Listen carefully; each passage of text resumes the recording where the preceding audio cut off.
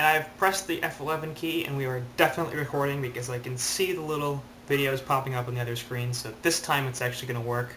Sorry, folks, we recorded game, or we did game 1, and then we didn't record any of it, so we completely failed. But it's Quincy, and We Quincy's with me. we failed. Hey, this is partially your fault. I'm sure there's some reason that I can find to make it partially your fault, because of reasons. But the point is... Good luck with that.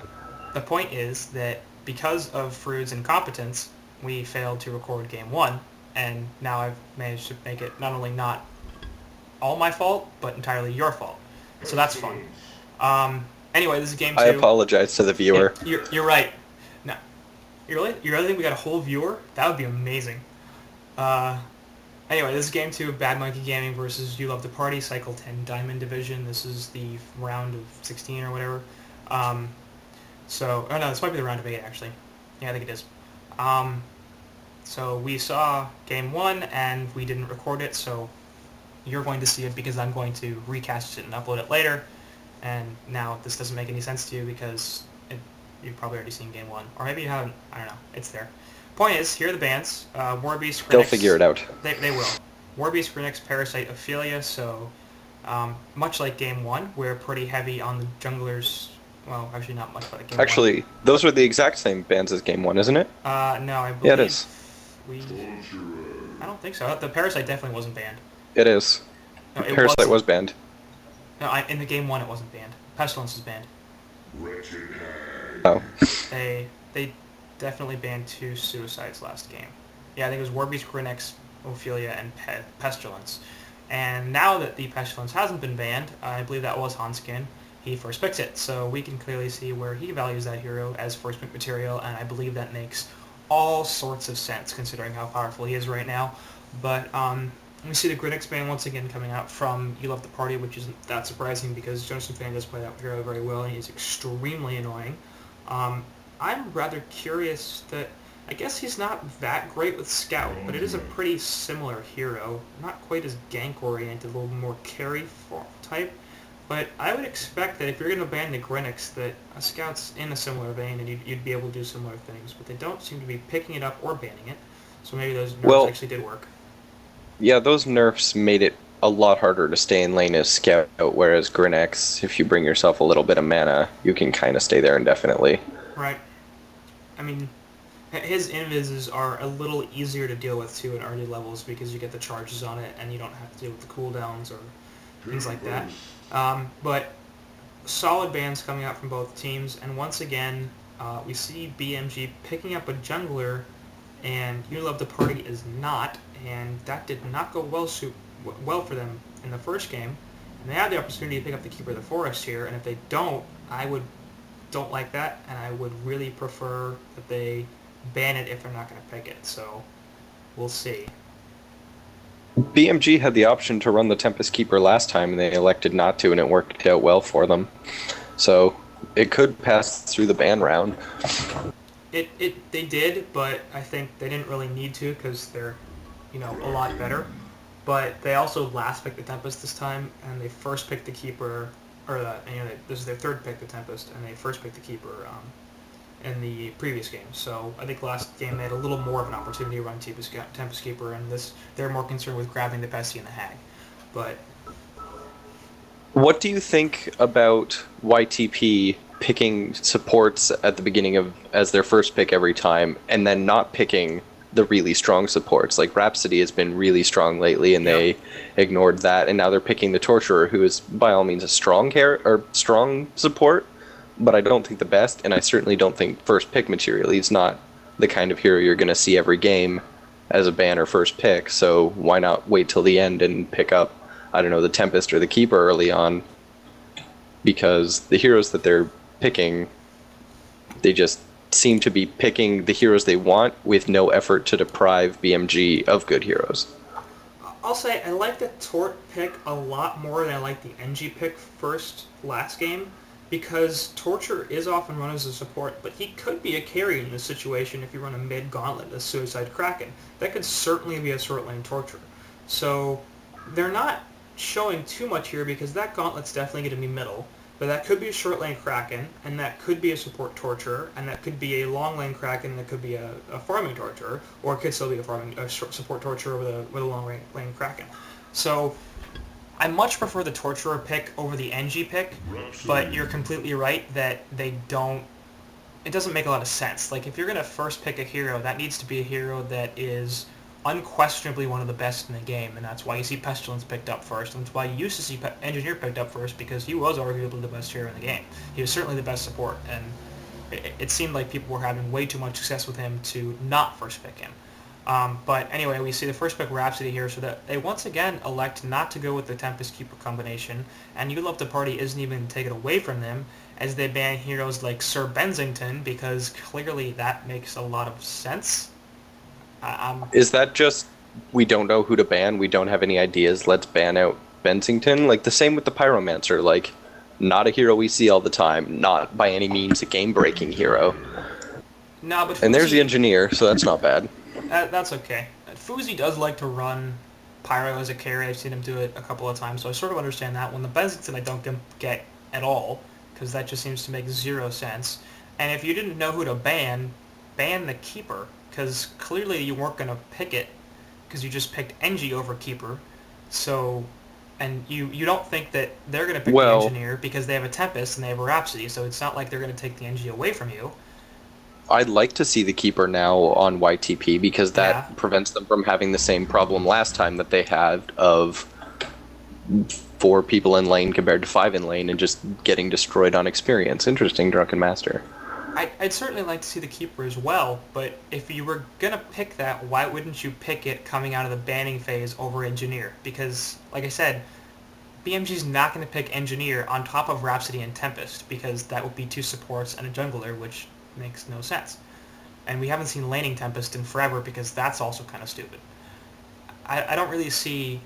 If you're going to pick... I don't think they're going to pick Keeper here, because if they were going to do it, they would have done it over NG. I would assume now that that's going to be a support Torture, and they're going to run a dual support lineup again, because that worked so well last game, and we're probably going to see a short lane hero here. Very, very possible. So I still would have liked to see the Keeper when they had the chance, even if it hadn't been their original plan. They had the chance for that Keeper, and then they could have run the Torturer as a carry, or at least semi-carry. I mean, they could have run the Torturer as anything. They could have then picked up the Engineer, or not picked up the Engineer and run as a support if they wanted to. But yeah, the Keeper's just sitting there, and I don't see why you wouldn't pick that, especially against Tempest and Hag, 2 heroes that you just need to stop the Tempest ult, you need to lock down the Wretched Hag, and Keeper ult is great for both of those things. So, and Keeper pushing with Torture would have been very good. I don't see what BMG is trying to accomplish here. And now they have 3 farmers, all of whom are melee, which could present a problem when it comes to orientation if team fights don't go super well. Once again, it's easy to be pro BMG and anti You Love the Party, because we do know there is such a skill difference between these 2 teams. But before that, in the drafting phase, I get that they need to innovate, because they're not going to beat BMG on skill alone, and it's very possible that I, and possibly you, maybe you see something that I don't, but I don't really see what's going on here.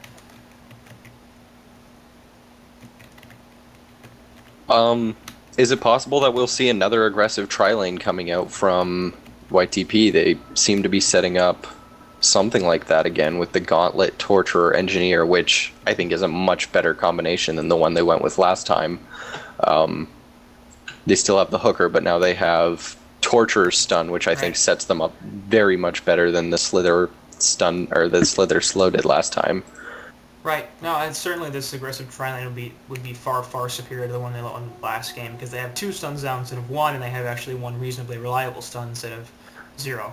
So. But looking at the lanes, it looks like BMG has predicted that, and they're going to be sending a Hag against it, so she's going to be able to get the experience she needs, and she's not in a ton of danger of dying as long as she plays cautiously.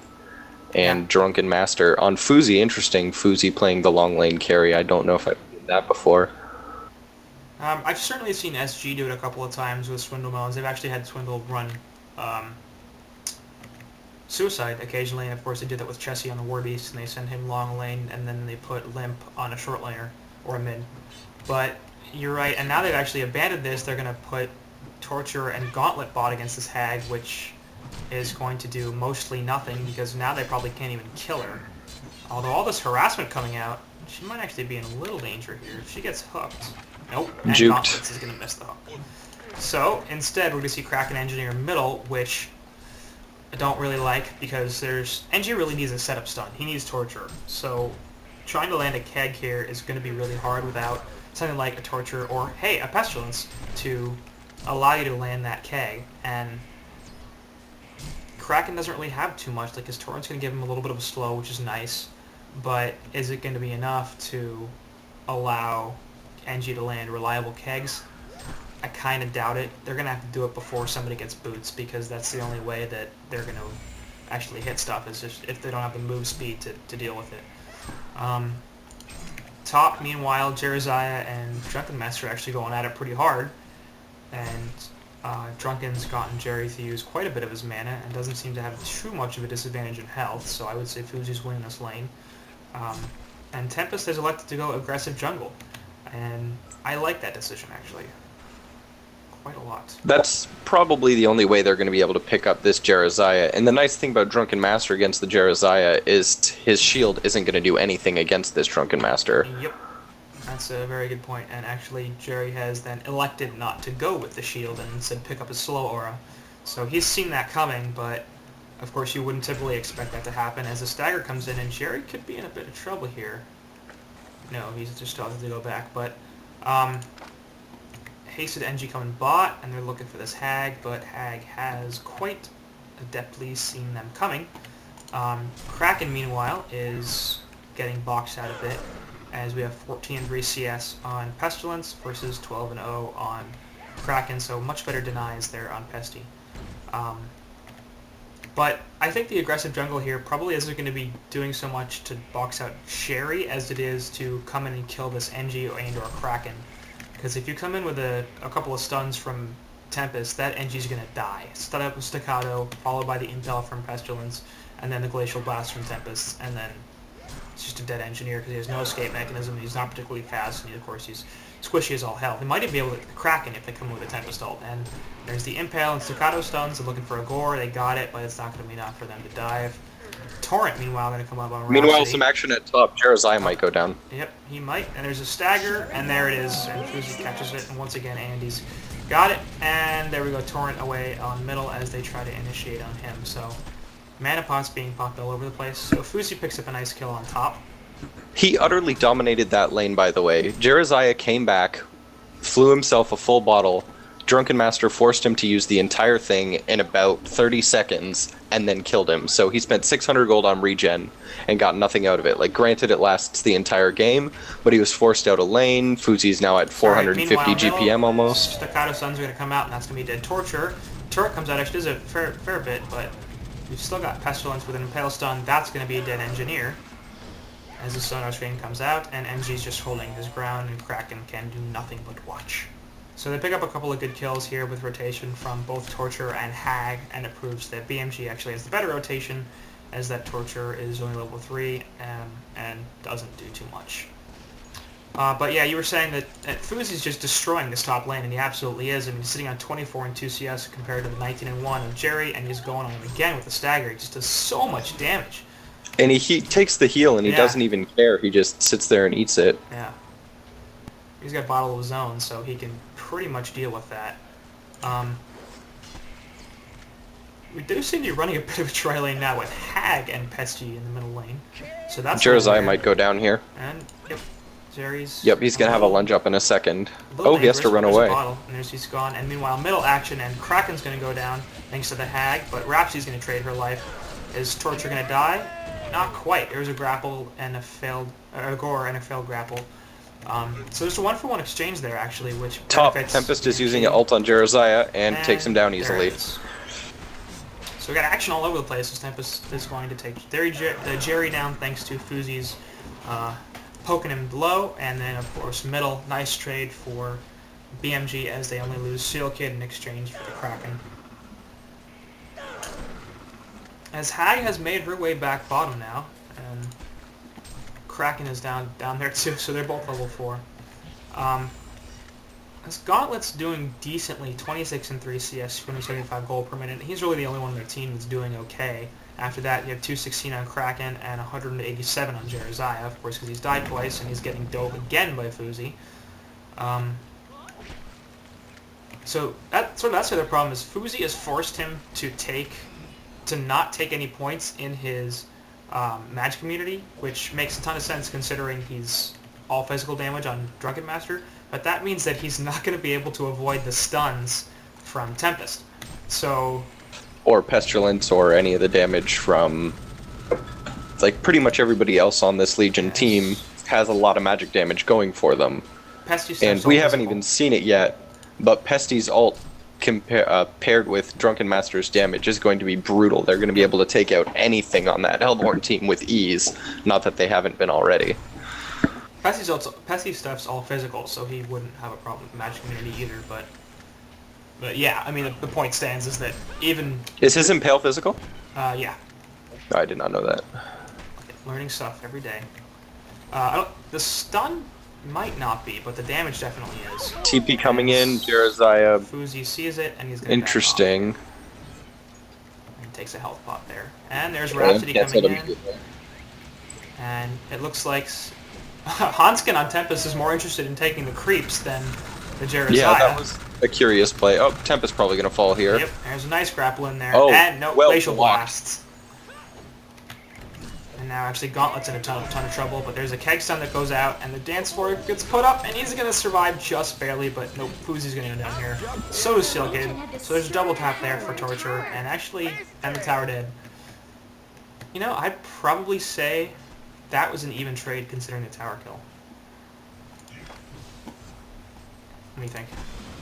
Yes, and considering how much effort they put into killing the Tempest, when the Tempest, had he pulled off, he probably could have taken down that Jeremiah with the minions, although we may have seen Jeremiah use his ult sooner, but it was just a Rhapsody, and a solo Rhapsody nearly killed him. Had he brought all that damage in, it would have gone very differently. On the same time, perhaps by not going in, he managed to keep alive by staying far out of the battle. He got away with very little. And had they picked off the Tempest, I think that would have been a much bigger Pestilence and Aerial Instability, and they're actually picking up this Torture as Hag comes in and barely survives. Nope, down goes the Hag. So that's actually a bad trade unless they can pick off the Gauntlet, and that's exactly what they're going to do as a port comes in from the Hellborn team. Jeremiah is here, but he should not be engaging at this point.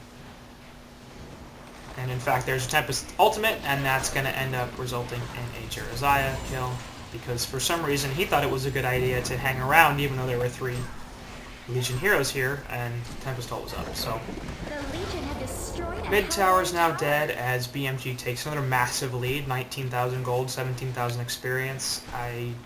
This game is really going... Rhapsody approaching 300 GPM, well above the Kraken at 250. Yeah, every hero on Hellborn or on Legion is out farming every hero on Hellborn, and that's when you know you're not in a good position, especially when it's 9 minutes into the game. It's one thing when you get all these towers start to get taken down, but it should be this bad. Torture, or DM's gonna initiate on Torture and then run away before he gets stunned or hooked. Grapple going out there into the hard camp, but it's not gonna hit anybody. So good attempt there from Gauntlet trying to make something out of nothing, but you know. See if Rhapsody's gonna drop here, and yep, she will. Jeremiah could be in trouble as well. Oh my god, Rhapsody, if you live through this, you're gonna be... Wow, okay. I'm sorry, I missed the kill on top on Jeremiah, but that was completely worth it, because Rhapsody just had 3 heroes running at her, and dodged her Kraken ultimate, and lived with half health. So, Sealkid, you're the man. Like, I don't understand how you got out of that, except for not a great Kraken ultimate placement, but that made no sense. The Pestilence ulti plus Drunken Master did exactly what we said. It took them about 2.5 seconds to take a Jeremiah down from full during the duration of the Impale stun, so no surprise there. And now Pestilence has just picked up his Peaky. And they're going to take the bottom tower, because that's fun too. As they push both golden experience over 20,000. And it doesn't look like they're going to stop pushing here. And hey, why would they? Up. Gauntlet's showing up for an ultimate, and is not going to happen as the Glacial Blast comes out, and he's actually going to die here if he's not. Yep. Nope, big ult from Jeremiah saves him. That's bad. I don't know if you saw, but he attempted to cast that ultimate 3 times and got stunned during 2 of them and canceled 1 of them himself. Though I don't think they had the damage to take down the Hag during it. I think they were going to go for the Tempest, but because I don't see why you'd go for a Hag with Blink. But I'm not the sure last one wound up hitting the Hag. Maybe he was trying to go through the Tempest. Jerry applies the haunt, but the heal comes out and Jerry will be fine. Kraken, though, is coming in, and he's got a torrent. Is he going to do anything? Probably not, because Hag's got Blink. Look at that. So, BMG's pretty much toying with You Love the Party right now. They're basically saying, we can do what we want, be anywhere we want, with absolutely no support. You say he still can't kill us if you bring 3 heroes, so we're just basically in the farm. Pestilence in a bit of trouble, and dodges that stun. So, like I was saying, with an Impale, and here comes the Impalement coming out with Torturer, and then Pestilence just says bye because I have Flight. So, exactly as I was saying, Pestilence is going to farm middle lane by himself, and 3 or 4 heroes come in, and he just walks away because he's that farmed. So, meanwhile, Tempest and Hag are once again pushing this bottom secondary tower, and they're going to get a response here with 3 heroes coming in, the Torturer, Kraken, and Engineer. They're sort of coming in from the side, and Kraken could set up on this Tempest and kill him, unless he misses the charge, in which case that's not going to be quite as effective. And there's the Glacial Blast as the Torturer stun myths. Kraken ultimate actually does hit Tempest, and he's definitely going to die. Oh, nope. Linking to the energy field. Interesting choice from Hag. Tempest ultimate comes out, and that's going to lock down 2 of them, but it's not going to be enough. Oh my god, Hanskin, why are you still alive? Come on, what kill a him. brilliant stun from Rhapsody. Yep. Wow, that attack was oh in my motion. God. Oh, there it goes. There it is. There's the torrent, finally. But they're going to clean up here as everybody on the Hellborn team goes down. Because You Love the Party is, to be honest, missing a lot of stuff. There have been a lot of Kraken missed his stun. A lot of misses from Gauntlet, mischarge from Kraken. Kraken ultimates really haven't been on point. They locked down the Tempest long enough to annoy him, but they didn't kill him. From that, at least. And they gave him a chance to use his ultimate. Right, to buy enough time for the rest of BMG to come in and clean up on Hellborn, so... Ugh. By missing that Kraken stun, they essentially turned what should have been a 2-for-0 into a 4-for-1. Or was it 4-for-2? Either way. Right. Losing way more on that fight than they should have. Right, and when you do that, that's the point where you need to back out. Grapple just dodged by Fuzi, though. It was a nice sidestep. And... this could actually end up being bad for Gauntlet if Rhapsody decides she wants to initiate. But we do have 3 heroes here from the Legion team. Pestilence is hanging out with his portal key, going, I can jump you with an Impale, and Fuzi's actually going to find DM. Wow. A lot of ground coverage. So Fuzi sort of flew by Kraken there, but Kraken didn't react. And Seal Kid's up here placing a ward. Little dangerous. But before we saw him evade 3 people at a Kraken ultimate, so excuse me if I don't think he's in too much trouble right now. It looks like BMG is sort of interested in taking this mid tower, as they have loosely converged upon this lane. And another ground Torturer being jumped. Yep, Torturer. Another miss stun from Torturer, too. As Super KG is basically just going, and Algier ultimate comes out along with the Jeremiah ultimate, but... actually, great release of Kraken nice on Kraken ult. And the problem is there's so much AoE damage coming out from the Legion team that they're just going to kill everything. As Torture gets picked off here, and another portal key and Impale and Engineer goes down. So Legion cleans up, they lose Seal Kid, but I think he'll be okay Take a with look that. at the gold per minute chart, and you'll see one of the most imbalanced you've ever seen. Yep. Everybody on the Legion side over 300 GPM. The only one on the Hellborn over 200 is Kraken, and he's just barely there. And we're going to see a CC in a second. There it is. Another Impale stun onto Gauntlet, and he's dead as the Bat Blast actually misses, but who cares, they still have enough damage.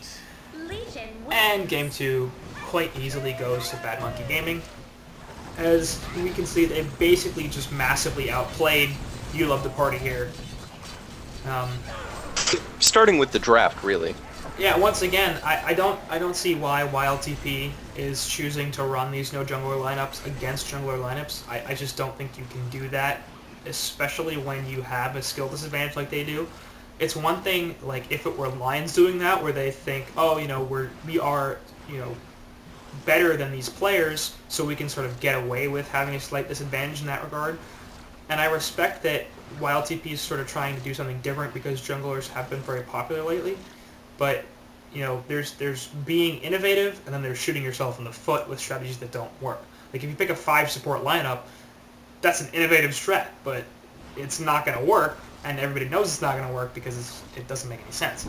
So it's sort of too bad. I would have liked to see a little more sensible innovation here from YLTP, and possibly some lanes that made some sense instead of some weird stuff that we saw in Game 1 and some stuff that didn't make that much sense in Game 2. I personally am not a huge fan of that Gauntlet tri-lane, and they abandoned it relatively early when they saw that BMG had basically beaten them on lanes. And that really screwed them over too, because picking your lanes long early requires all that switching, and that's no good. But that's all I got. What do you got? Nothing to add. I think you're spot on with the lack of junglers. Both games they had the opportunity, one game to pick up Tempest, the other to pick up Keeper, two very strong junglers. They had the option to pick. Maybe they, I don't know, don't have a confident jungler, but it seemed like they were throwing away a big chance at the game. They should have had that, and then they could have run, say, the Gauntlet mid, who possibly could have done slightly better than the Kraken wound up doing, who, while he did the best on their team, as you said, I don't know if he even finished over 200 gold after that last death. He did, just barely. He was at 204. But that's the thing I don't get is, if you're going to run the Gauntlet, why not put the Gauntlet NG mid, and then the Kraken Torturer bottom, and then you can rotate the Torture if you need to, because Kraken can be played as a suicide, so it's fine if he's alone for a while. And I mean, that lane seems like it makes so much more sense than the ones that they ran. But yeah, I'm pretty much, I think we're on the same page here in terms of the like you said though, with the, if they don't have a confident jungler, you need to have a confident jungler. Like you cannot go up against BMG and say we're not going to run jungle strats because we don't have a player who can effectively play them. That's a pretty massive problem that you need to fix if you want to do anything at this level of HoN. So I don't really see that as an excuse, I don't think. It's not so much an excuse as the only reason I can think of why they wouldn't take. Because to think that having an extra person in lane is going to let them get kills and snowball over BMG when they know that BMG is one of the best teams in HoN seems like wishful thinking to me. Yeah, it's certainly some curious decisions here from YLTP, and I've seen the play in the past, and I've seen them do reasonably well in the past too. So, I mean, I don't know if that was just the level of competition wasn't there, or if they were feeling off here today, or what it was, but it was quite clearly a stomp in both games, and BMG deservedly moves on to the next round, while YLTP was bounced to the losers bracket here. And of course, these were replay casts, so they're, we know what happens, but we won't spoil it for you. That's going to be it for this series, and please do stuff if you want to with the comments and the suggestions and other stuff. We actually got a subscriber, in case you didn't know. We've had a subscriber. Do we? Yeah. It's shocking, but I don't know why. He's very disappointed because we haven't uploaded anything in like a year, but there's so hi, one person out there who's subscribed. Well done. So hopefully we'll be back relatively soon with more stuff. I'm going to try to do this on a more regular basis. I don't know about Fruit, about your availability or your desire, but I have fun doing these, even if I talk in a monotone the whole time and miss everything on the camera. So goodbye, people. Say bye to the people. Fruit. Goodbye. I did.